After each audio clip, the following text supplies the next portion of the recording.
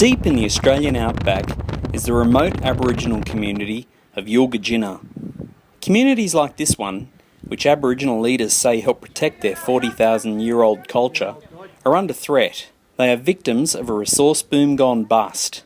The government of Western Australia State, an area bigger than Alaska and Texas combined, wants to end funding services like schools, water and electricity to as many as half the state's remote Aboriginal settlements. Falling resource prices mean they don't have enough money anymore to pay for them in their budgets. The government wants us to be back in the old days, like how my old people was. They had them in places where they wanted them. And they want to do the same. They had them under their thumbs. They worked on these stations and built these stations, and they got moved from there. They wanted to build their own communities so their people can have their place of their own on their country. And they want to do the same with us. They want to move us to where they want us so they can have control over us as a race. But Aboriginal leaders say withdrawing funding to Indigenous communities would strip away equality and rights to live where they want, on traditional lands.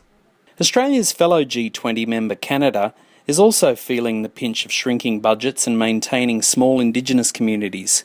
But Canada decided to end closures in the 1960s. But Australia's Prime Minister Tony Abbott says it's not the job of taxpayers to subsidise lifestyle choices for people living on remote lands like this. Yulga Jinna's elders say that ancestors are buried here and they can never leave. It's beautiful. When we got kids got problems or whatever, they come down and talk to the old people. When you walk in here, you know.